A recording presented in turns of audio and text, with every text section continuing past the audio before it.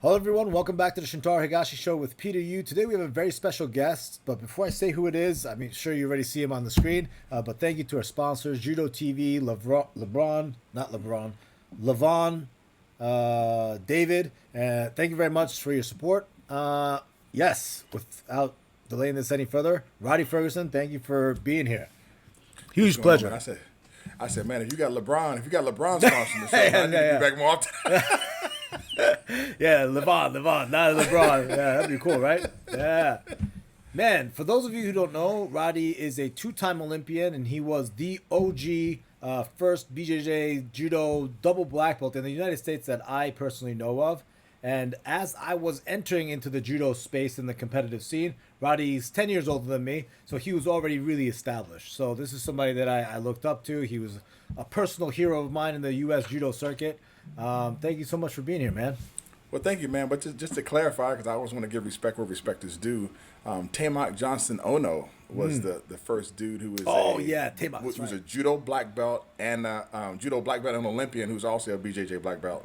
And then after him, there's me, and then there is I think there's another dude in the Philippines, and then there's Travis Stevens. Yes, So there's not a very lot. true. There's not a lot of us who are BJJ Yeah. black belts who are also Olympians and judo black belts as well. Nice, nice. So, what was that like entering the scene in the beginning? There's a couple things I remember. When I met you at some kind of training, you told me about an omoplata sweep, right? That was kind of like useful for judo from close guard. I remember that. Yes. And then I remember you like launching dudes in the ADCC back in the day when ADCC was sort of newer, right? Well, I tell you, I had one of my coaches, man, was one of the pioneers in terms of coaching education for the BJJ and Judo fusion. At that time, it was Lord Irvin. I went from white belt to brown belt under Lord Irvin, and I got my black belt and all my degrees under Ricardo Laborio because I moved from Maryland in the D.C. area into Boca Raton, Florida after the Olympics. So Nice. I Lloyd really he came to the Olympic Training Center. He studied. I think currently he's a Nidan right now in judo, and he just really studied and implemented some of the systems from judo inside of his dojo. He's one of the people who actually went full circle on everything in terms of, and I think most Brazilian Jiu-Jitsu practitioners who really go deep into BJJ, they take one or two paths. Either they go full circle and bring themselves all the way back around to judo, like you see Keenan has done and some other people, or they take this submission wrestling path and they go into the Yeah. sambo leg locking space.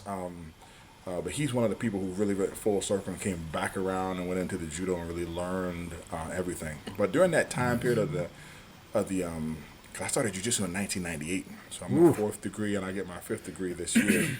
Man, it was Brazilian Jiu-Jitsu was like the wild, wild west, man. There was a Yeah. lot of cheating going on, man.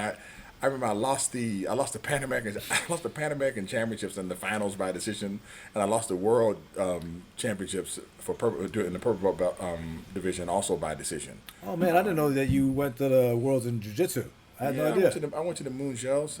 My claim to fame is that Yeah. I beat Rafael Lovato when he was coming up, but Oh, I can't do it. I can't do that's anything cool. with him now. Yeah. And I think it was Chael Sonnen's jiu-jitsu coach. We competed in the same division too. But Nice. yeah, I was doing judo at that time. I was really in good shape. Yeah. There's I mean, just not to bounce all over the place, but there's just absolutely zero comparison to the shape that a high level judo player is in compared to a high level jiu-jitsu player. I mean, I've looked at the data. I've seen the VO2 max studies. I've seen the strength studies. I've okay. seen- Yeah, that's which cool. which are available on on Google Scholar. You can look them up. Like the only comparison for the strength of a high level judo athlete is Yeah. a freestyle wrestler and a Greco-Roman wrestler. Yeah. Greco, they actually have a little bit more strength in the trunk area Yes. than some of the judo players. Yeah. But the judoka are way more explosive than the freestyle wrestlers. Just 'cause Oh, of wow, that's yeah, interesting. Yeah, Yeah. just because of the most of the throwing. Yeah. So it's And for just, those of you guys who are listening, wondering, right? Roddy is a PhD, so he's a doctor, right? And Yeah, that's your right. field of study was it kinesiology? no, well, it was education, but Okay. I geared it more to the what you would call the psychomotor domain. So my dissertation was on how to improve performance in the NFL 225-pound bench press to failure test by training in a Nice. stabilization limited training environment. So I've taught kinesiology and exercise science Yeah. at the University of Central Florida and the University of Tampa, and I also taught nutrition at the University of Tampa, and I currently teach 4 sections of elementary judo at Howard University. Oh, that's a cool one. That's Yes, sir. amazing. Yeah, wow. Because that was my next question. Are you a professor, right? Yes, of Yeah. course. Wow, yes. yeah. Inside and outside of the dojo. Yeah, yeah. Because the dojo Yes. professor, that's a whole thing, right? Yes, it is. Wow. But So, it's, yeah. it's really similar. It's really similar. Unfortunately, they don't really count in academia.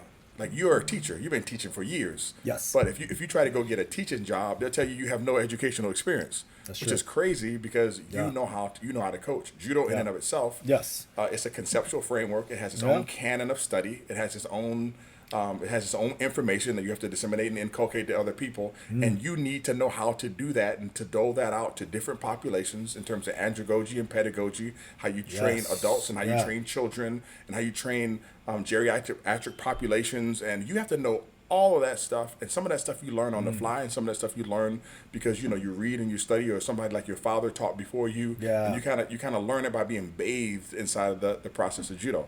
Yes.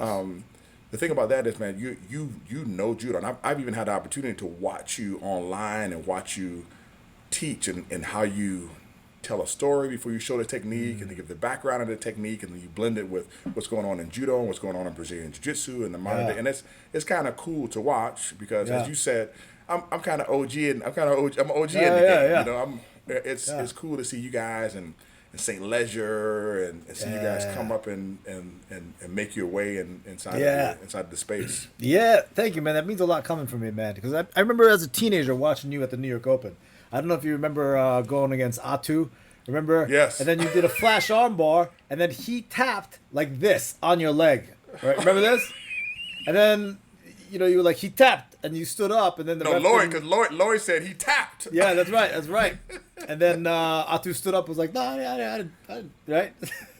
But I think he admitted it. Then he admitted, Yeah, Then he he admitted. did. Then he admitted he tapped because listen, Atu and I were really, really good friends. Yes, And yeah. when he tapped, I let his arm go. Yeah, I remember that. I remember that. 'Cause it was locked in tight. It was tight. Yeah. I will never forget that, man. And I was like, wow, that was so cool. And then, so that, me as a kid in the sport, teenager, like, man, I remember watching you, man. So it means a lot getting a compliment from you like that. So thank you, Yeah, I appreciate it, man. Yeah. Appreciate it. Let's go back to where you were training, though, with the jiu-jitsu and the judo. You were telling me about the Wild West. We have a little bit of an overlap because I do jiu-jitsu with JT now. And JT man. trained with Lloyd, Yeah. right? JT used to beat the dog piss out of me, my man. my Like bad. Like JT is really, really good, man. Like Yeah, really he is, good yeah. and super, super technical. He's a super nice dude, man. Nice He's dude, such a like nice he's a guy. nice guy, man. Great guy. To be a killer on the mat that he is, Yeah. he's just a really nice guy, man. I've never seen him. I've never seen him bully anybody on the mat. I've never seen him, punch the mat when he got done, training or be upset. Yep. He's just a really, really nice guy, and he's super technical. Yeah. Technical guy, yeah. Yes. So you guys trained together at Lloyd Irving's back in the day? Yes, we trained together sporadically. So I started jiu-jitsu with Lloyd in 1998, and then I left, and I took a job with Texas Instruments, and then I came back in 2000. From 2000 to 2002, I was home doing my master's at Howard University. Yeah. So I would do my studies. Or I train in the morning. Lloyd and I would train in the morning on the technical side. I do my strength and conditioning. Then I come back in the afternoon and I train again. Then I train again in the evening, and I have another training session sometimes at 9 o'clock to about 11. Like the amount of training, like I don't think people know Yeah. how much training happens at that place. Yeah. Like it's almost a 24-hour around the clock, like training, Yeah. training, drilling, and drilling, and drilling, and drilling, and drilling. Man, I remember times we'd watch a UFC fight at his house, and then start drilling after the fight on the floor in his house. Yeah. I mean, it was just constant Yeah. drilling over and over and over again. It was a pretty cool experience, man. He's like the things that I know. I don't have any level of disrespect for Danaher. Yeah. you got to understand that the things that were happening 10, 15 years ago, the internet wasn't as prominent as it is now. Yes, so very you see true. things, like Yeah. people see things now and Yeah. think that it's new. Yeah. They see these moves in jiu-jitsu and like, oh, this Yeah. is new stuff. And that's not new stuff, man. It's just recycled Yeah. judo that's Yeah. been happening. You know what I'm saying? Yeah. And some of the things that Danaher's been, man, Lloyd's been saying those things for years. Yeah. Like he was one of the premier people in the leg lock space early. Like when I won my Strike Force fight, man, I started with a heel hook and finished with a straight knee bar. Yeah. I had one person tell me, say, man, I didn't know you knew leg locks. I said, bro, I trained under Lloyd, man. I said, you're not training under Lloyd, man, and not learning leg locks. Yeah. You know? So where was your judo training during that time period? Did you rely on like international camps mostly, or going to Pedro's, or like how did you train judo while you were in Maryland? Man, I did all my training with Lloyd, man. Wow, that's really interesting. So how did you get started in judo in the first place? I got started in judo in the after-school program, man, at Oak Grove Elementary in Miami, Florida. Nice. Yes. And you were a kid. And then after like a year, I started training with Jack Williams at Miami-Dade Community College. So I would go to Miami-Dade Community College, and then at the age of 12, we moved and we went to Pennsylvania. Oh. We moved to Pennsylvania. Yeah. And my dad bought a car dealership. Yeah. And I didn't do interesting, judo. yeah. I didn't do judo. I didn't do judo from after the age of 12. I didn't do judo anymore, man. I didn't do judo until I Wow. graduated from college, Shintaro. Wow. Okay. Yeah, so Yeah. That's yeah. I didn't know that. I wrestled in ninth grade, and ninth grade wasn't high school back then. Ninth grade was junior high school, so I never wrestled in high school. So I wrestled in ninth grade, and then I went to high school. And when I went to high school, we moved to Maryland when I got to in the middle of my 11th grade year. Yeah. And I only played football and ran track. So then I went to Howard University on a football scholarship. And when I got to Howard, I ran track, I played football, and one day after my freshman year, going into my sophomore year, I went down to the wrestling room. I said, I want to wrestle. And Coach Cotton, Dr. Cotton now, said, what do you want to wrestle? I said, I don't care who I wrestle. I'll beat any one of these guys. Yeah. So the heavyweight state champion was there that he recruited. He brought him out. I said, I'm going to throw him and pin him. Yeah. Man, we started match lap 5. Boom, drops there, Nike, pin, done. Wow. Love it. I love that. Hey, Yeah. The next week I was wrestling. Yeah. Starting. Wow. Wow. So you wrestled for Howard. I wrestled at Howard. So in high school, the wrestling coach wanted me to wrestle in high school. I went to Richard Montgomery High School in Maryland. He had I guess it was a 170 and a 190 or something like that in his heavyweight. He asked me every day to wrestle. I came downstairs. I was in jeans and a Yeah. shirt, and I took my socks off. And I said, "Hey man, if I beat all 3 of these guys, will you stop asking me to wrestle?" He said, "Yes." Yeah. I walked on the mat, threw and pinned every one of those dudes one after the other. Yeah. Put my socks and shoes on. The whole team was running behind me. Hey, no! I said, no. Yeah. Yeah. The deal was if I beat all these guys, so I just threw them and pinned them, man. I mean, it was like nothing. And Yeah. I wrestled in college. I wrestled D1 in college. Nice. And I'm a 3-time Hall of Famer at Howard University. I got inducted in the Hall of Fame on a personal level for my professional pursuits. I got inducted with the 1993 football team. We won the Black College National Championships, and then with the 1995 wrestling team. Yeah. Because we won the conference championships. So, I mean, I'll probably get inducted as a 4th time, and I'll probably be the only 4-time inductee at my school because of the 1996 team won the Black College National Championships too. So I wrestled in college, man, and never wrestled in high school with a judo background that I have from the age of 6 to 12. Wow, that's incredible. But you were also a super athlete too. Like we all know how much of a great athlete you are. Give us some stats, because I remember like talking to you as a young guy, and you were telling me, I think it was like at one of these tournaments, right? It was like I was like Rhadi. I was like a teen, and I was like, how much you bench or squat or whatever it was.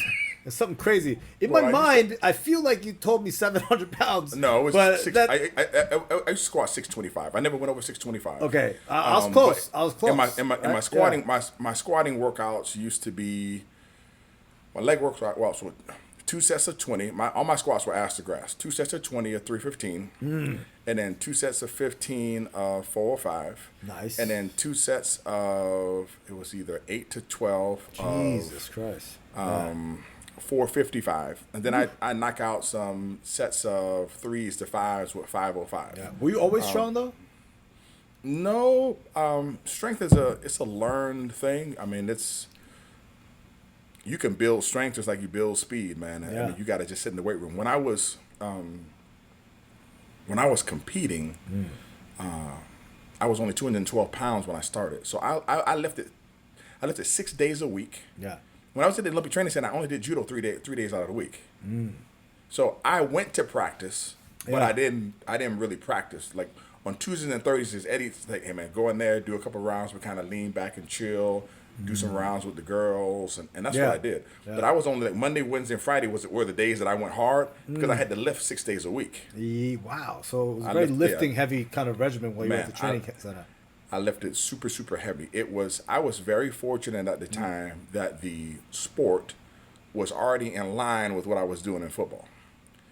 I played fullback. So Oh, for that's me a to good get position. down, Yeah. me to get down on a 3-point stance Yeah. and run full speed into a 240, 250, 260 linebacker, 265, 240 pound linebacker. That's just what I did normally. Like I had no level of, I never lined up against any of these judo dudes that had these fancy names and felt any type of fear or anything because I had played against people who were just, they were just bigger. They were just Yeah, bigger they're than they were. specimens, some of these Yeah, guys. they were Yeah. specimen. Now understand this. Now, Yeah. once I did a deep dive into the judo world, there's absolutely no comparison. As great as some of the NFL athletes are, I could take the top 3 guys on the medal stand in freestyle, Greco, and judo at the Olympics, and they'll all start on the D line in the NFL. Period. I can take Mijan Lopez from Cuba, okay, the Greco heavyweight. Yeah. I can take Teddy Riner. Yeah. All right.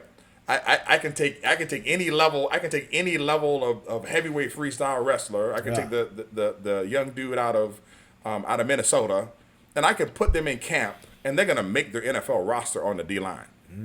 100%. Who's gonna line up in front of Teddy Riner and stop him from moving forward? Nobody. Yeah. Nobody. Yeah. Nobody. There's nobody. I wonder if you could bench press 225 to the standard of the combine, though. Do you think you can? Who- Teddy Riner. yeah. Did you ever watched him bench press online? No.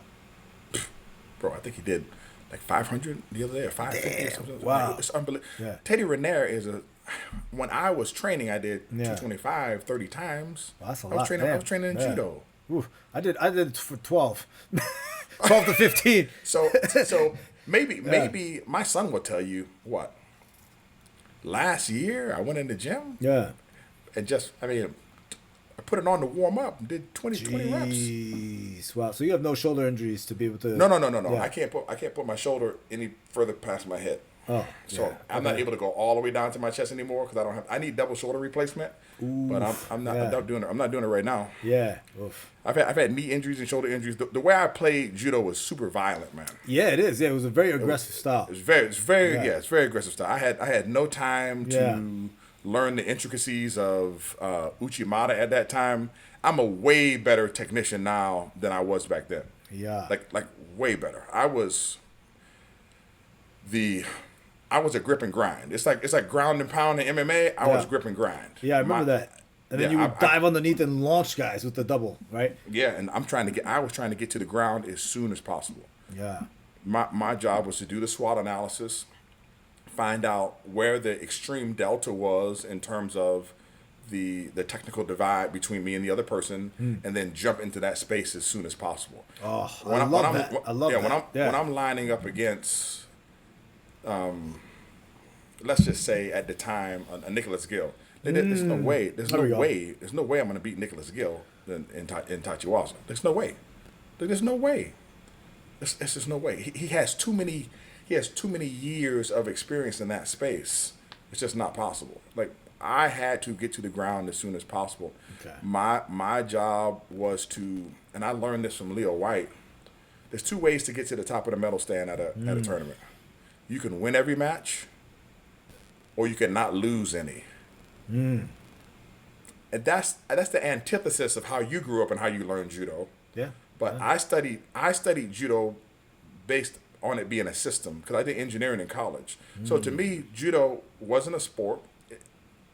It wasn't an art. It is for me now, but at the time when I was Yeah. competing, it wasn't a sport. It wasn't an art. Judo in and of itself was a system, and my job was to use game theory in order to game the system so that I could win. Judo for me occurred in these particular domains. It was I had NH, which was no-handed judo. I had 1H, which was one-handed judo. Yes, yes. I had GG, which is grip and go judo, and then I had two-handed judo. That's what I mean. Yes. So yes, yes, four yes. domains. So I never ever wanted Yeah. to be in the two-handed judo range ever. Yeah, I remember this because I remember watching Taraji being coached by you. Because yeah. I changed his style because he Yeah, had you an did. Uchimata Yeah. style, and we removed Uchimata from his style, and we removed the two-handed judo from his Yeah. style because he could win stateside with that, but he wasn't Yeah. going to win internationally with that. That's right. That's So right. we changed the style. Now the problem with that style, and not the problem, but the weakness of that style is super taxing on the cardiovascular system. Oh, yeah, you got to be in great shape. You got to Yeah. be in great shape to run it over and over and over again because you cannot sit in the two-handed judo realm. I had absolutely zero desire to learn two-handed judo. Not only did I have zero desire to learn how to two-handed judo, you weren't going to put two hands on me. That's right. I remember Now- that. So the grip fighting stuff that you kind of implemented, right? I remember when Jimmy Peugeot started doing the grip fighting like a world champion. I feel like you had a hand in all this too, right? Like, Yeah, I helped 'cause you him develop it. Right. It's Yeah, I remember this. Todd Bray helped him develop the product. Yeah. I helped him market the product. So when Jimmy Yeah. came to me because the product wasn't moving. So what I did was you rebranded the product and then we put the product back out. We rebranded the product, put it back out. I remember I wrote Jimmy a check for $27,500. Okay. Yeah. And he told me that was the first time he ever did business with somebody in judo where he actually made some money. And from there he was taking up. I'm not taking any credit for Jimmy's off the mat judo career. What I'm saying is that was a good opportunity for me to work with him because he had a name in the space. Yeah. And I also taught grip fighting to make some good money, make some quality connections. Yeah. And also jump into that space big time because until then, judo products weren't really moving like that outside of the books that were being sold by fighting films. That's very true. Yeah, that's very true. I did buy one of your sleeves though, the sleeve thing. The power sleeve that we did with I did with Leah Hatashida, yes. Yeah, I bought one of those Yeah. when I was a kid. Yeah, you know? we were the first ones Yeah. to manufacture those in this particular hemisphere. Yeah. They were being sold in Europe, but we came up with our own design and created something called the power sleeves. Yeah, we I don't have remember we don't that. have them anymore, but it was No. it was nice. It was very nice. It was yeah. absolutely fantastic. Yep. Yeah, good was product. good. Wow. So, what did you develop your grip fighting strategy? Like, did you come up with it on your own? Like, very interesting because you don't have a very traditional judo path where you like learn from one guy and then the guy brought you up. You kind of like created this whole thing your own system, your own theories, right? So, how did that? Well, I wouldn't say. Here's my thing. Judo is, for me, applied engineering and applied physics. I can take any judo technique, Yeah. and it's a lever and a fulcrum, and then the person flops over. I move their legs to the normal, and then I come underneath and I throw them. It doesn't matter. Uchimata, Harai Goshi, Surikomi Goshi, Ogoshi, Koshiguru, Makubi Nagi, they're all the same thing. If I draw a free body diagram of them, they're all the same thing. The thing tilts over, lever here, Yeah. and they're right. All of them are the same. So Yes. Yeah. once I got to the point names be damned, I said, well, how do I implement this in order to win? For me, it's a system called GATN. It's grip, attack, transition, newaza. So for me, I started on the newaza part because the and this is why people love Brazilian Jiu-Jitsu so much. Brazilian Jiu-Jitsu is easy. It's simple. And what makes it easy and what makes it simple is that from a kinesthetic standpoint, all right, there's less kinesthetic awareness that is necessary for Brazilian Jiu-Jitsu. I don't have to balance myself on 2 feet and understand where my body is in 3 dimensions. I can simply lay down on the floor. And anytime I'm on the floor, it's actually a lower energy state. All right. Yeah. When you're at the lowest energy state possible, you're laying down in your bed. When you're at the highest energy state possible, you're upright. Yeah. That's just what it is. As I wanted to move to a lower energy state, I move myself to the ground.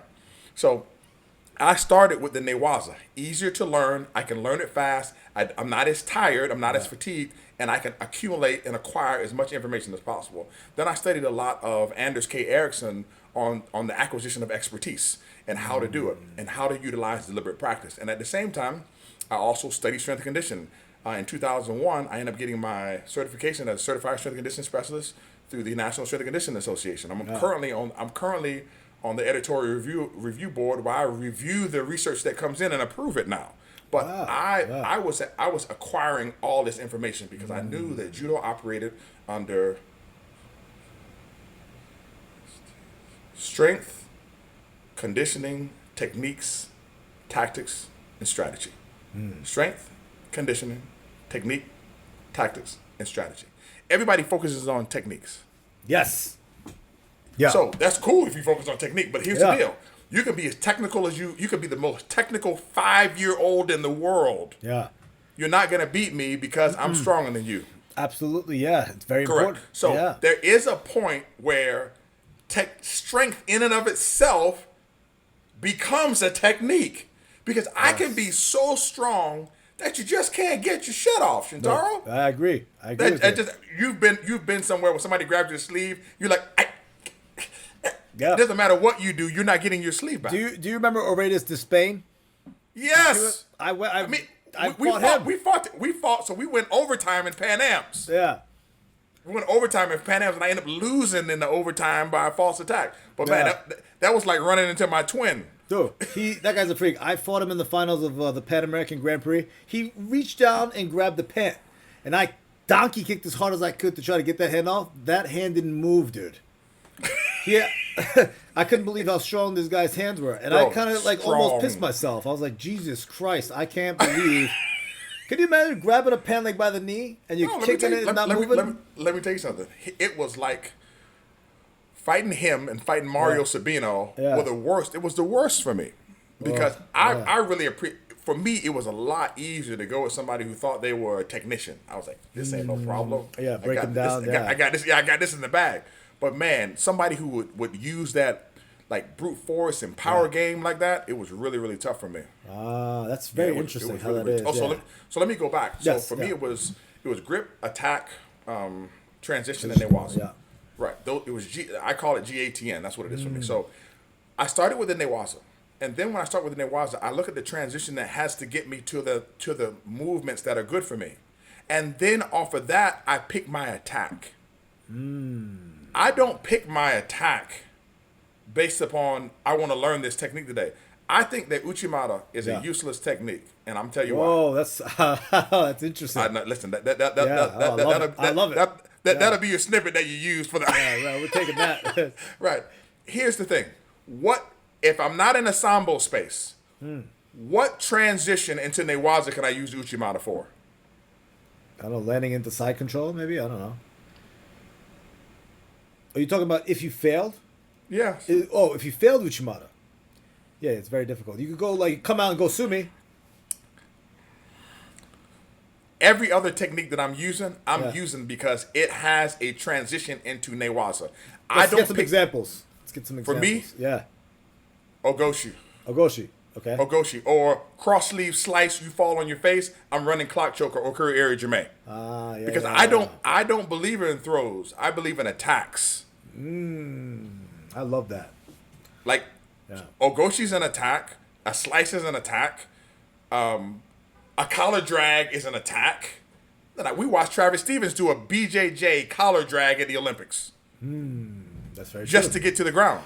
Yeah. Because what it is it's a Kazuri Yoko Otoshi. Yeah.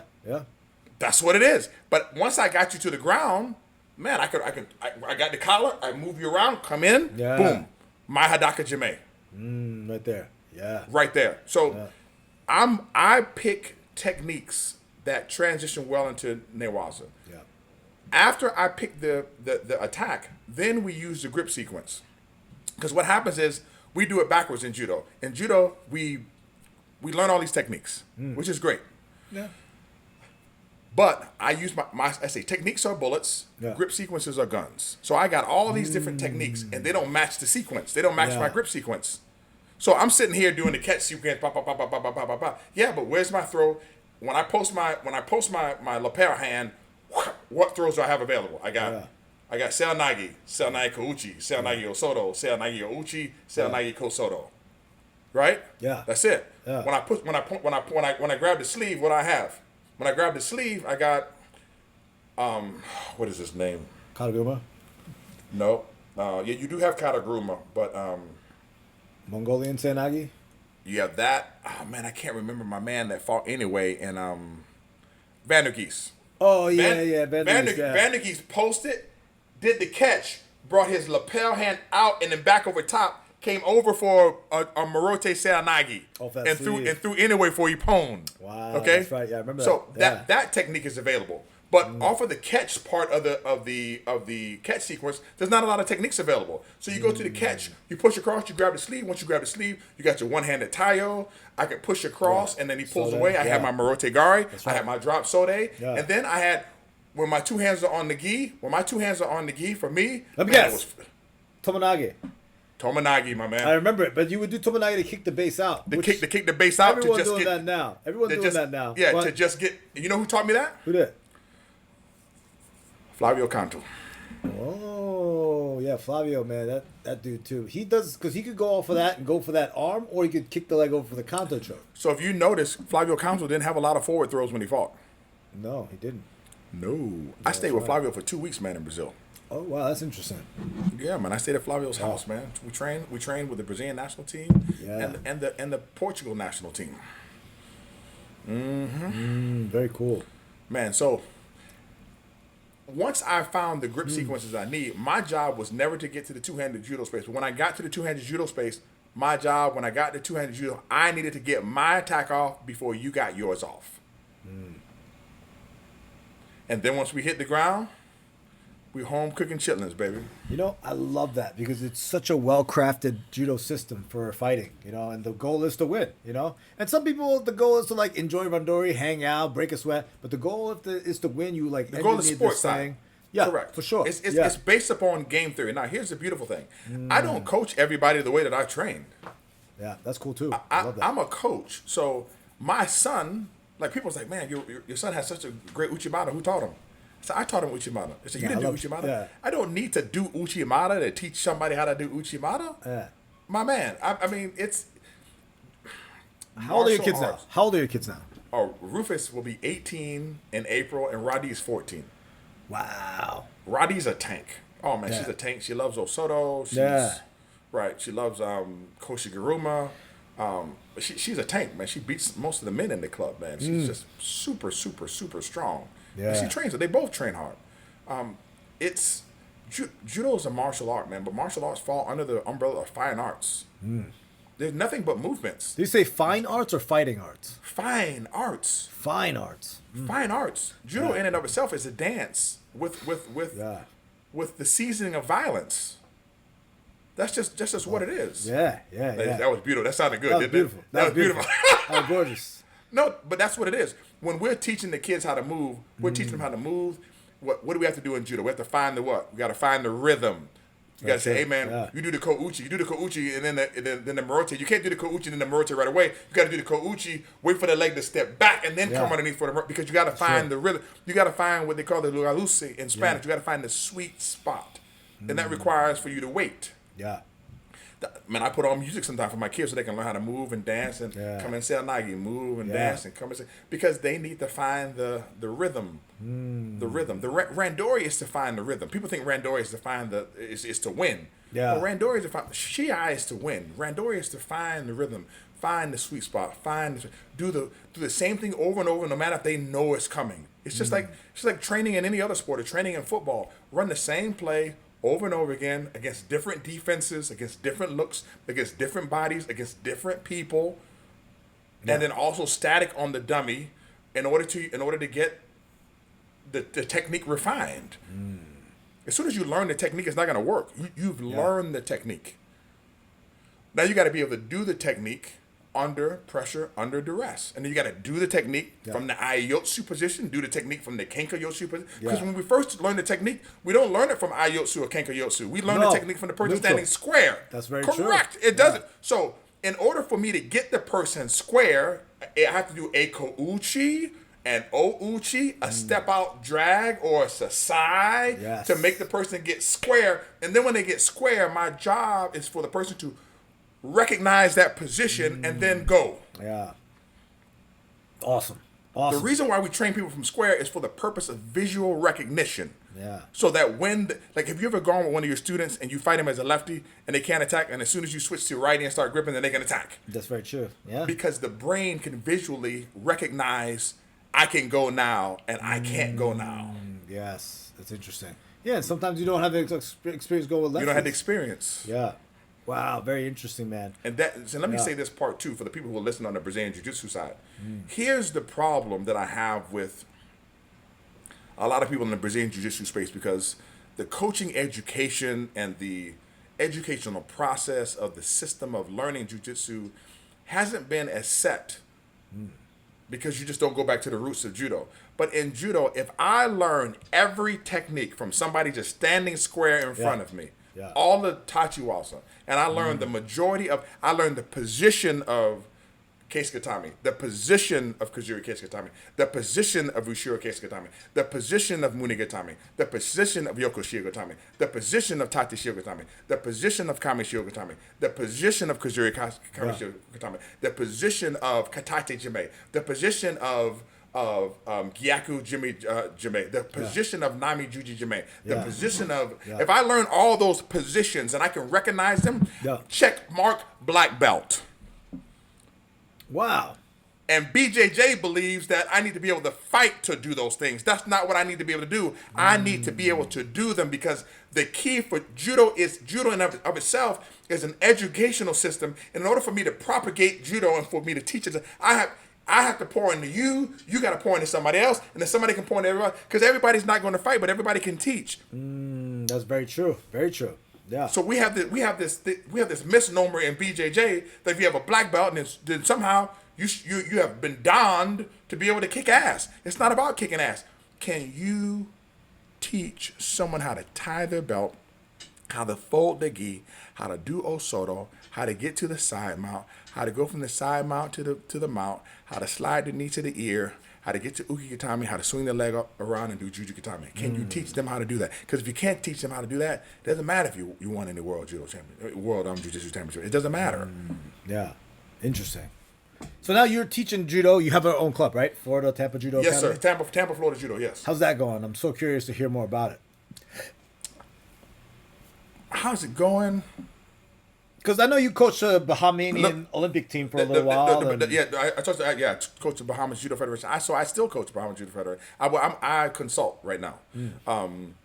I coached at the Junior World Championships. I coached at the Senior World Championships. I coached at the Cadet World Championships. I was the head coach for the Cadet Worlds and Senior Worlds, and assistant coach for the Junior Worlds. I coached at the CAC Games. How are things going at the dojo? My business model is very, very different than I would guess some other clubs. I run a dojo. I have about anywhere between, at one time, I have maybe about 25, 30 students, all the way up to maybe about 80, 85 students. I love teaching. I just absolutely love it. It's just, I have several streams of income that come in. Mine is not just from the dojo. I got a client that I talked to today at 11 o'clock, and I had, pardon me, and I got 2 clients in Germany, you know? So you do online coaching still? Oh my God, my clients, my online clients pay more than the people who pay memberships inside the dojo. And I'm online judo? I'm on the phone 35 minutes, maybe 45 minutes, sometimes an hour. Wow, that's pretty interesting. Because here's the thing. Yeah. If it doesn't matter how much you train in your club. I have a client right now who's having a problem. He's having a problem protecting his sleeve hand. Okay, it doesn't matter how much randori he does. If he can't talk to a person inside of his dojo who can help him protect his sleeve hand, he's done. Yeah. I'm watching the film. You understand this? You can travel to Europe. You can go to You can go to Czech Republic. You can go wherever you want to go. Yeah. If you're doing the same mistake over and over again, and you don't have a feedback loop to take your film to somebody for them to watch it, to give you the feedback, for you to make the adjustments before you go when you go out there again, you can change it. You're wasting your money. Yeah, that's true. Yeah. So who do you pay for that? Because the coach in your dojo, he can't do it. Yeah, there's some coaches who don't really do randori, who doesn't have the experience or the knowledge or the eyes to even look at it, you know? So that makes sense, yeah. Shintaro, me standing in front of you like this, Yeah. and me standing in front of you like this are two totally different things. Yeah. This gives you my sleeves. Yes. This allows my hands to be the first line of what? Defense. Yeah. Boom. This is it's just totally different. Yeah. This it's like boxing. You come in, I can catch your hand. Who stands like this though? No, but there's some dudes who don't know, the younger guy, and you see some people doing this stuff like this because Yes. because they saw their professor do it, not knowing that I just grab your sleeve, pushing. I grab your sleeve and bam, and just punch you right in your face. Yeah, that's right. Yeah, punch him in the mouth. Why not punch you right in the punch you right in the face? Why not? Yeah. I love that. I love that. What you just said that, and it goes with the no-handed judo, one-handed judo, because there was a time that I trained like with Taraji because we're both New Yorkers, right? Mm-hmm. And Taraji dips into my dojo every now and then, and I see him. You know, I've known him for a very long time, so it's like, you know, when he talks about this stuff, and you know, he always gave credit where it's due, right? Like those little minute differences when you're just squaring up within reach, huge difference. Like righty versus righty, right? Righty versus lefty. You just like. Right. These little things kind of matter, and I love how you just said here versus here. I love that, and you know what? It takes a very skilled, experienced eye to be able to give that type of feedback. To be able to give that. Man, I watch a film. Yeah. I have a client, who's a veteran worlds player. Man, and I just watched this film and dissected it and gave it back. He was like, "Man, this was so hard to hear." He said, "But this is why I pay you." Yeah. He says, "Because you can make these adjustments and make these changes." Like I have something called FSH. All right. I said, beat the FSH. I don't care. So, and it works if you're Aiotsu or Kenkayotsu. It doesn't matter. You beat the front side hand, period. I'm a lefty. Yeah. You're a righty. My job, I take my left hand and I beat your right hand, period. Yeah. Very annoying. Right hand. Yeah. It's annoying. And even when you rip it back, then I can actually set my left hand. That's very true. And then you have this. As soon as I set my left hand, when I was doing judo, I'm going drop senai to the left. Yes. Because it doesn't matter. It doesn't matter if I hit it or miss it. It just needs to be good enough to rock you, and I got to do it how many times? 3 times in a row, and then you're gonna get a what? Shido. You're gonna get a Shido. That's very true. That's it. And you get a clock choke off of that too. If I like belly out, or not a clock choke, but if I belly out first, then you can get on top, and now you're trying to get right. Exactly. And even if you go to the side, I get a side score, then I scoot back underneath, which I used to do with Theo Caracasas. That's another name. Yeah. Boom, scoot back underneath, whop, and then jump on his arm. Man, those are good days, man. I remember those days. Theo gave me my cauliflower ear. I was 15 at National. I went in for a fireman's, and he kneed me in the ear. He gave me cauliflower ear. Well, let me tell you something. Yeah. Theo was a rough and rugged judo player, man. Yeah. Yeah, he was a rough and rugged dude. Man, those days, man, the 100 was, you know, I loved it, going to nationals and seeing you, Atu, and then like sticking around for the finals. You know, I was out first round. I lost to like Daniel Doyle or something. I was 15, 16. But like sticking around and watching the guys, man. And you know, it's such a small community, but for me, man, coming up as a teen, those are my heroes. You guys, you know what I mean? Yeah. What a Christian Arona, you know, like, yes. I remember you. I think I saw you fighting him. You know, all these guys, man. And there was a good amount of people at the 100 division. Yeah, we used to get along. Like I remember Chuck Jefferson. That's right. Yeah. He's like, "How do you guys talk so much? How do you guys get along?" Because Mike Barnes and I would talk at the table. Yeah, we talk at the table. I mean, on the way out, you know what I mean? Talk behind the table, and you know, we're on deck and we're just talking, and you know, and then we go out. Bro, when we go out there, we fight like we don't like each other. And then when we get off the mat, you know, we slap 5 and keep going. And Chuck Jefferson's like, "How do you guys do that?" Because the 73 kilo dudes, it was Chuck, Jimmy, Ryan Reeser, Orlando Fuentes, and then there was a couple other scrappers that were in there, buddy, and they did not get along when they were competing. Yeah. Even the 60-66. Heavyweight's different. 100 plus, very different type of people. It's very different. You know, we got fat man love. You know what I'm saying? Mike Proditis, he was in the mix, right? Mike, I trained with Mike Proditis, man. I trained with him too. Like he's doing really, really well right now on the Oh, is he? On the veteran circuit. Yeah, man, he's winning. Yeah, Oh, he's doing wow, very that's good. great. Yeah, and Martin Boonsayer would come down from 100 plus sometimes. He was a very strong athlete too, right?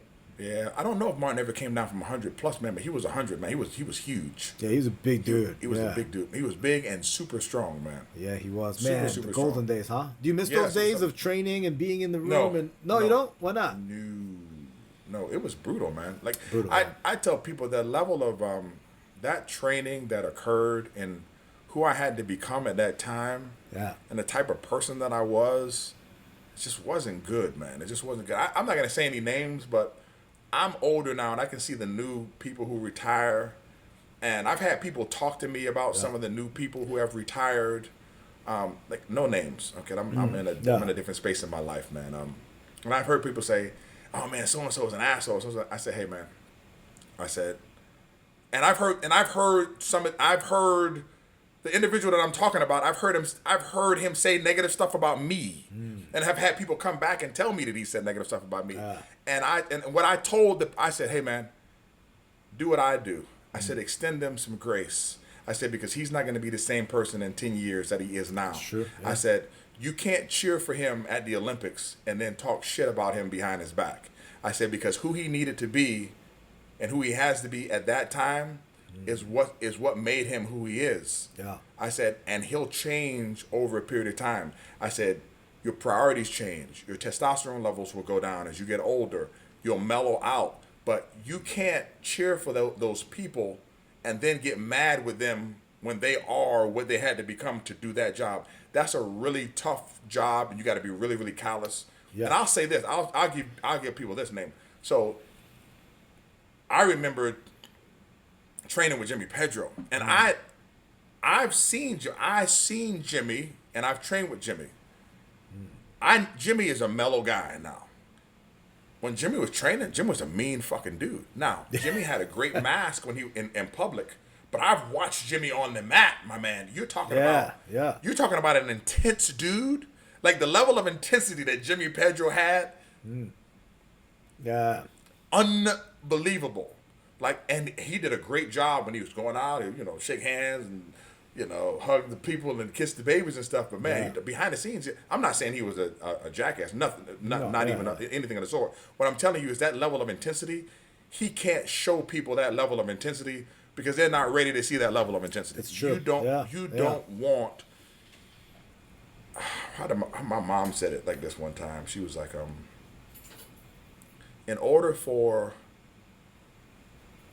high-level sports to maintain their integrity, the fans don't need to look behind the curtain. Yeah, it's true. Yeah, wow, that's a good one. Yeah, you don't. Yeah, you do have to be a savage. You got to be selfish, right? You got to put yourself first, priorities, number one. Like, I don't care about anything else but me winning this thing, right? Everything and anything. I personally, and I got divorced in 2019, and I can look back. I don't think I did anything egregious to my ex-wife, but I can look back on my life because when you go to therapy, you got to take. It doesn't matter if you think you did right or you think you did wrong. Nobody gets off of a ride that they're really enjoying. You understand what I'm saying? Yeah. So you got to look back and say, okay, where was my hand in this situation? Yeah. What could I have done better? And when I look back at it, the answer, you know what the answer is? Tell me. Nothing. What was going to happen was going to happen. Yeah. And either the person was going to ride with me or they weren't, because here's the deal, my man. Some of that shit I ain't changing because I'm happy with what I got. You understand? Yeah. I'm not trading that Olympic ring in for nothing, my man. I'm not trading none of my championship rings in for nothing. Yes, yes. And I'll deal with the fallout. Yeah. But I understand that who I was then impacts who I am now. Like some of my daughters, my daughter and my son's friends, they think I'm crazy. You know what I'm saying? I'm not crazy. I'm just really intense at times, and my intensity level has gone down. Very true. Yeah. Right, That's it's gone very down. true. It's like I'm like mellow. I'm like super mellow. Yeah. Like I was the dude. Unfortunately, I was the guy. I have no problem talking about. I'm older now. I'll be 49 this year. When I got on the mat, man, my mentality was I didn't have enough time I was doing judo, but I wasn't a judoka. I'm a judoka now. Wow, I love that. Yeah. Back then, I was doing judo, but I was not a judoka, my man. Yeah. I was a football player with a gi on, my man. And my job Yeah. was to line up in front of you and destroy you and gut you up and get you out of there. And if you got hurt on the way, so be it. Did you not want No. to pursue that after Howard? Oh, I Football? did, man. The Detroit Lions flew me out, and I thought they were going to pick me up as a free agent, but it didn't happen. Then I got an offer to play in the CFL, but the offer to play in the CFL was for $27,500 USD. Yeah. And I had a job with Texas Instruments for $40,800 in 1997. So I took the job with Texas Instruments, and that's what landed me in Attleboro, Massachusetts. I got to Attleboro, Massachusetts, man, and I started training judo again. Wow. And I started training with Charlie Bridgham, who just passed away this past year, and then I started training with Jimmy Pedro. When I went to train with Jimmy Pedro, and this is why I don't buy into any of that bullshit when people say, "Oh, it's a little bit too far to get to your dojo." I used to. Boston had something called the Big Dig that they were doing at the time. It was like a big construction thing that was going on. Yeah. And they would do it like a lot at night. They work at night. When I go to judo practice at night, it take about an hour and a half to get to Somerville, Massachusetts. Yeah. Because Jimmy trained at Somerville Judo Club. And then when I came back after practice was over, I would be stuck in traffic, sometimes getting home at 3 o'clock in the morning, 2 o'clock in the morning. Yeah. There were times when I had to pull off the side of the road and go to sleep. And I've slept for about 3-4 hours and then get on the road and keep going because the traffic was gridlocked. Yeah. I'm talking about 2 hours, 3 hours, sometimes 4 hours to get home. Oof. And this That's is quite a 2-3 commitment. times. This is 2-3 times a week, man. I remember I drove. It was the winter. This is a crazy story I tell about Jimmy all the time. You've heard of Kengeko training, yes? Yes. Yeah. Okay, so I'm not going to talk about that. I'm going to tell you about. I did that in Japan at Tokai, which was horrible. I cried every fucking day. Excuse me. You can bleep that out if you need to. So I'm going to the dojo. I drive up to Hoku in Somerville, and there's only one car there. Jimmy had the key. Yeah. So I walk in. It's fucking cold. Okay. Yeah, it's cold up there. It's freezing cold and no heater on. Okay. I don't say nothing. Yeah. I don't say nothing. Jimmy don't say nothing. Jimmy had this ritual. He used to brush his teeth before he did Randori, before he started working out. I don't know. He used to go and brush his teeth. That's funny. He used to go, he used to brush his teeth, and he'd start taping up. So I'm not saying nothing. You know what I mean? Jimmy's taping up. I start taping up. Jimmy's dressed. I'm getting dressed. I don't say nothing. We walk out to the mat. Jimmy gets up front. Kill skate. Right. Sets the clock. Starts running. Does 10, 10, and 10. You got 10 push-ups, 10 set-up, 10 jump overs. Yeah. Get back up. Start running. Boom. Then we're on the mat, sliding up and down, doing what you call me. Jimmy's running a full fucking practice like everybody is in the joint. Wow. I don't say nothing. Yeah. Okay? He sets the clock. We do about 6 rounds of Newaza. Boom, sets the clock. We do about 6 rounds. Now, I'm dying, going with Jimmy because Jimmy's a machine. Yeah. About 6 rounds of Tachiwaza. We finish. We stretch. We get off. And then we go in the back. Then we didn't talk, man. Jimmy didn't say shit, okay? Yeah. Then we finished. We go in the back. We bowed off. Yeah. I said, Jimmy. I said, it's fucking cold. And he says, man, it's cold as shit. I said, I can't feel my legs from the hip down. He said, me either. Bro, I could not feel, Shintaro, I could not feel my legs, my man, from the hip. Bro, it was so cold. My feet were like ice. I didn't complain because Jimmy didn't say anything either. Oh, I love that. Yeah. Jimmy didn't say nothing, so I wasn't going to say anything either. You don't want to be that guy. Yeah. Bro, I'm a brown belt, man. And to me, Jimmy is like a demigod. You understand what I'm saying? Like Jimmy's the man. Like, listen, people don't understand this. Right now, when you look at judo, you see world championships every year. When we were competing, there were no world championships. Every 2 years. It was every other year, right? So, in 1998, Jimmy went 83-4. Wow. Did he? Damn. Yes, and he won the Shiriki Cup, which no American had ever won. Yeah. 83-4. My man. Yeah. Understand this, Jimmy won the world championships in 1999. Yeah, that's right. If there was Jimmy in 1997, Jimmy hurt his, I think he's hurt his MCL. MCL? MCL or LCL on his knee, one or the other. And he didn't go to the Worlds. In 1997, 1998, 1999, Jimmy was the best 73 kilogram player on the planet. Period. Yeah, wow. In 2000, the pressure and the workup on the Olympics and all the media, I think I kind of threw a monkey wrench in all of his training. Yeah. He ends up 5th, okay? Retires, comes back, gets 3rd, man, in 2004. That's amazing, yeah. Man, when I say it's beyond amazing. It really is, man. Oh. I went to train with Jimmy. Even when I was at the training center, I went back to train with Jimmy because I needed to know. After I got married, I went back to train. I needed to know how the hell is he training stateside, and he's so good, and he just goes out to travel and do the camps. And that's when I got my own strength and conditioning coach. His strength and conditioning program, was so ridiculous that it could make up for some of the things that he didn't have in terms of training partners inside of the dojo. I mean, he trained a lot in Tsukuba too in Japan. I think he had like a homestay family and all this stuff. He did do that. Yes, right. But man, boy, that's what an interesting thing, huh? Yep. Yeah. It was something, man. Do you train your kids like this too? My own personal kids, yes. Your own personal kids. Yeah. You hard on them? Unfortunately, yeah. It's I'm not as hard on Rhadi as I was on Rufus, but I don't coach Rufus anymore. I got Rufus because I have people who coach me and advise me. Yeah. And like I think 2 years ago, I stopped coaching Rufus. I got him his own strength and conditioning coach.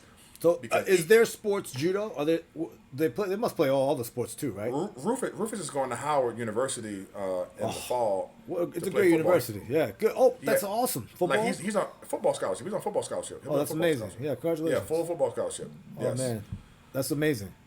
So he's big kid. He's big. Rufus is 6 feet 220. Ooh. Yeah, he's way bigger than me, man. He's tall. Like, he dwarfs. How tall are you again? Man, I'm 5'8.25". That's what I used to be. I think I'm shorter now. I'm the same way, man.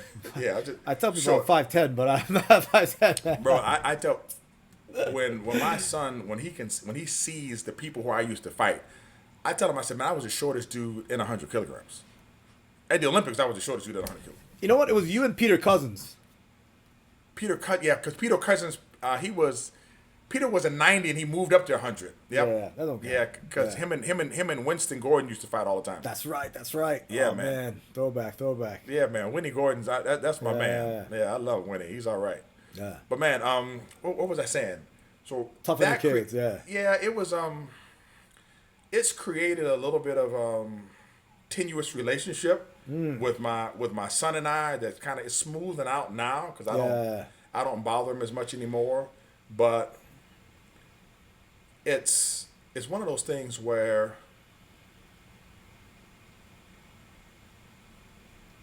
you want to give your kids what they ask you for. Like there's a I had to remind my son there's a thing on his wall that he wrote when he was a paper that's on his wall that he wrote when he was like 5 or 6 years old, saying that I love football. I never pushed my son into football, but he told me he wanted a football scholarship. I've always trained my kid in judo, and I told him, you need to stay in judo, and then when you finish with judo, all right, you'll be able to do anything. Because the biomotor skills that are developed in judo are great for any sport. All sport, it doesn't matter what the athletic activity is, it's going to be around the 4 pillars of human movement. And I learned this from J.C. Santana. I'm not sure if he made it up, but it's the 4 pillars of human movement. There's push-pull, there's level change, there's rotation, and locomotion. Push-pull, level change, push-pull, level change, rotation, and locomotion. So judo handles all of those things. Yeah. Other sports don't handle those things like that. I told Rufus, I said, man, trust me, if you do judo at a high level as a young kid, you'll be able to do any sport. He does judo, starts playing football in 9th grade. COVID year, they don't get the whole season. Yeah, plays in 10th grade. Then he played 11th grade. He has a tremendous season. What position does he play? Middle linebacker, my man. Ooh, what a position. What he sees now is that because when he walks on the football field, he knows for a fact he can beat any of those people one-on-one. Yeah. which gives him a huge confidence boost. Definitely. All right. Yeah. He ends up hurting himself in the pregame of his senior year. He hurt his MCL, but he had an early offer to Howard. Yeah. So full scholarship. So we used the Lucky. whole football season over. What he told me, what he said, Dad. I said, yes. He said, thank you. Yeah. He says, I get it now. Yeah. I said, oh. Oh, you get it now. Yeah, Okay. yeah. Well, he didn't like it, man, when I woke him up every morning. I had to get up in the morning and go train. My daughter's a little bit different. She's kind of glad that she has my time now, and Rufus doesn't. Because I've done my due diligence with Rufus. You know, I did what I was supposed to do. Scholarship required. Now we got to work with Rhadi. Yeah. She wants a wrestling scholarship. Wow. She's been wrestling this whole time? No. Ooh. Rhadi's done. She's done a wrestling. She's done a wrestling tournament. I think she did like 2 wrestling tournaments. One of them she won. It was. But she's been in judo ago. this whole time? Oh man, Rhadi started judo at the age of 3. Wow. Yeah. Wow. Yeah, And then she how's she at started judo? Does she compete at all? Or Yeah, She's she's in the won the game? US, she's won the U.S. Open a few times. Nice. But I don't believe in sending my kids to the Pan American infantiles and juvenile. I don't do Yeah. that. Okay. It's Yeah. for what? It's bro. Yeah. I'm not. Okay. So let me say this. For my children, Yeah. I understand that a lot of other people do it because that's the time when their kid can win. I'm not worried about my kids dropping out because my kids can't quit. My kids can't quit judo. Yeah. There's no quitting judo. There's nothing worse in my opinion than being in a situation where you don't have any self-defense, so you can't do anything if you get caught in a situation. That's horrible to me. That's judo in my house is not an extracurricular activity. It is part of the curriculum. Yeah. Period. Rufus got his black belt last year. He doesn't have to come to the dojo unless when I have activities or cross-team activities. If he's not in another sport, right now he's in track. If I need him for a promotion or if I need him to come, listen, he comes and teaches class sometimes. He'll come in class. Like, he's a black belt. I told him a black belt is not a rank, it's a responsibility. I love that too. It's not a rank, it's a responsibility. So you're responsible. You still got to come in. He has the key to the dojo. You still got to go in there sometimes. You got to clean up my man, put the toilet paper on the rack, and do what you need to do, and make sure. Right, you're a black belt in the facility. Right, rest. Like my cousin passed away 4 weeks ago now, and I got the call.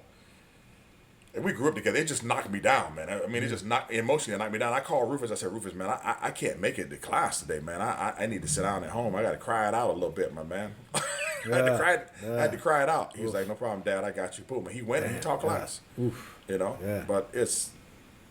My daughter, she'll have her black belt at 16, too, I'm sure. Damn, she's 14 now and then out there competing, huh?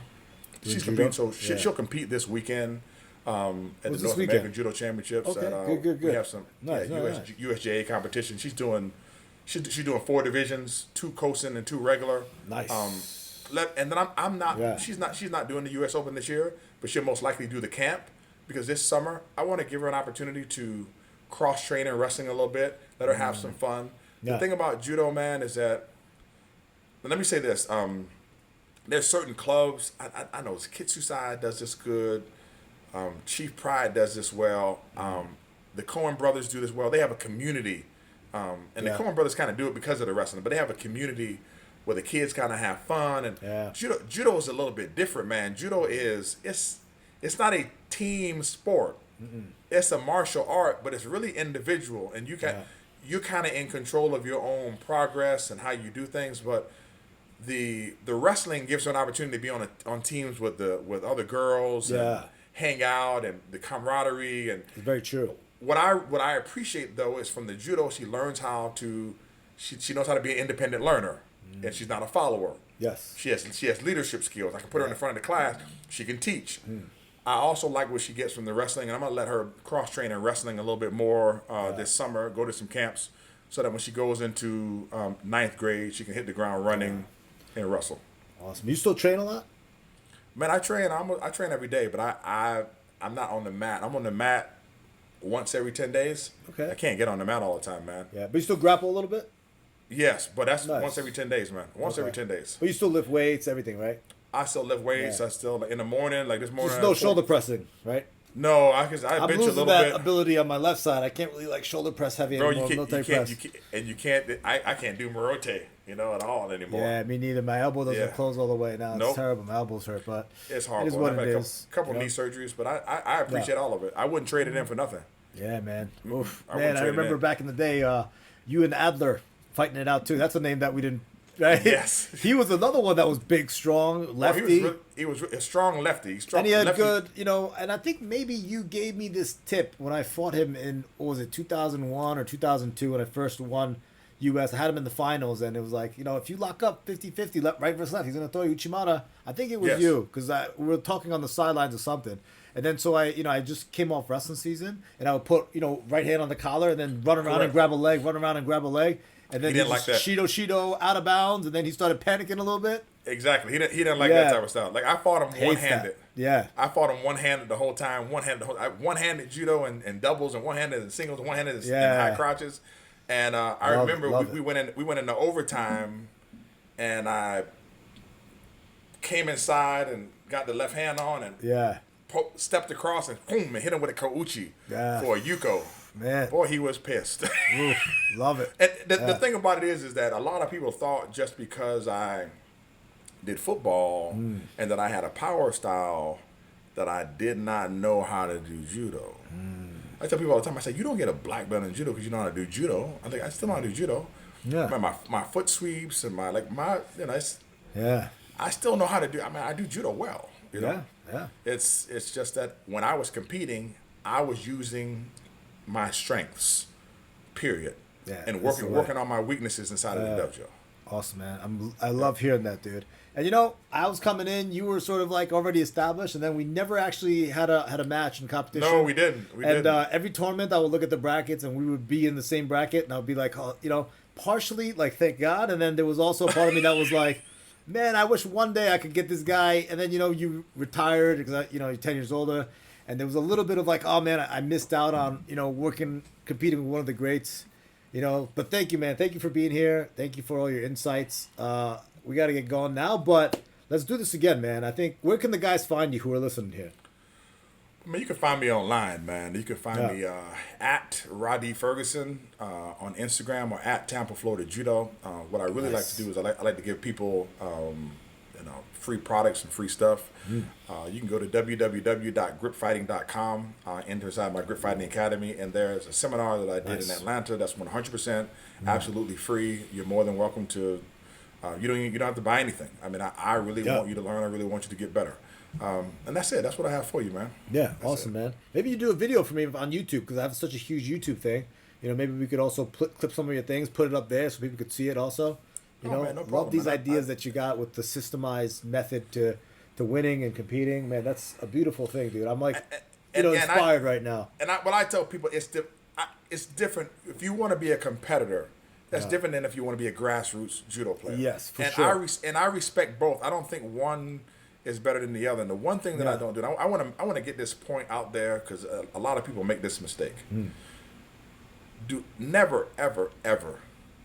If you've gone to the Olympics or you haven't gone to the Olympics, you've gone to the World Championships, haven't gone to the World Championships, so if you won a bunch of national, never, ever, ever berate the coaches at the grassroots level. Without those coaches, the students that you have never come to you. Very true. Yeah. That person that's running that after school program and picking the kids up with the bus and providing the lemonade and vanilla wafers after practice, those people are some of the most important people in the judo process.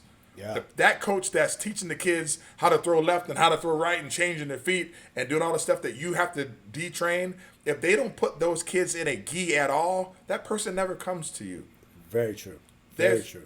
Learning how to line up in line, learning hierarchy and structure, learning how to bow and respect the place, learning how to clean up a mat, learning how to defer to people who have a higher ranking, learning how to work well with others, learning maximum efficiency and a minimum effort, learning all these things that we have in judo. They have an enormous amount of benefit that goes beyond getting at the top of a medal stand. And when you're a coach like me and the other coaches that are like me that do specialized coaching, specialized training, I sometimes hear people talk bad about these other don't do that, man. Have a level of gratitude and graciousness for anybody that opens the door or opens a portal for someone to start the martial arts process. Even the person, I remember I used to talk bad about Taekwondo. Man, do you know how many people that we've trained, Shintaro, that have done Taekwondo? Yeah. But if those dudes Yeah. if they don't never step on the mat, or they don't ever do Taekwondo, or they don't ever enter into that martial arts space, they don't ever come to see us. Yeah, very true, man. That's So a I good don't- I lesson mean- for me too, man. I got to Right. remind myself of that because sometimes I'm like, oh yeah, I know what I'm doing. Yeah, this guy, it's so easy to kind of do that, especially if you've been in the game for so long. You've been in the game for a long time, yes. Yeah, yes. but some people, we're very, very grateful for all those people. Yeah, so that's a great point, Rhadi. Oh man, thank you, Yeah. man. I can tell you this, man. Dude. Yeah, What I was in my 20s is not what I was in my 30s, and what I was in my 30s Yeah. is what I was in my 40s. And I will say this to anybody, and I'm on the end of my 40s, getting ready to be in my 50s, and I always try to make this point, man. If anybody who's watching, if I've rubbed anybody the wrong way over, seriously, over the time of my life, hey man, let me just give a global apology, because Yeah.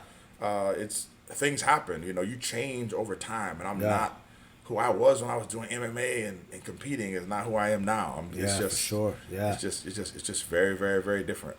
Awesome. Man, and I love everybody, my man. Yeah. I love everybody. Yes, you do. Yes, you do. Dude, thank you so much for being here, man. Thank you so I much. appreciate it, Shintaro. Thank you for Yeah, having let's me, do it man. I again, appreciate man. it. This was, I got to tell you, man, this whole thing was invigorating for me, man, to see you, obviously not face to face, but kind of face to face, and talk to you about your roots. And I knew a lot of the stuff you were talking about already because I've heard it so many times through the grapevine, but to get you on here and actually have a conversation with you, great, man. Thank you so much. Thank you. Yeah, man. Listen, Shintaro, man, I'm really, really, really proud of you, man, and what you've done thank you. professionally Thank and you. personally, man. Appreciate it. You have shown people, as I have done, and Jimmy and Travis Yeah. and other people, that you can make a good living, man, by doing martial Yeah. arts, especially Yeah. if you do it the right way. You know what I Sure. mean? Yes, You're for doing sure. you're doing a fantastic job, man. I appreciate Thank you. You too, man. Appreciate it. Thank you. It was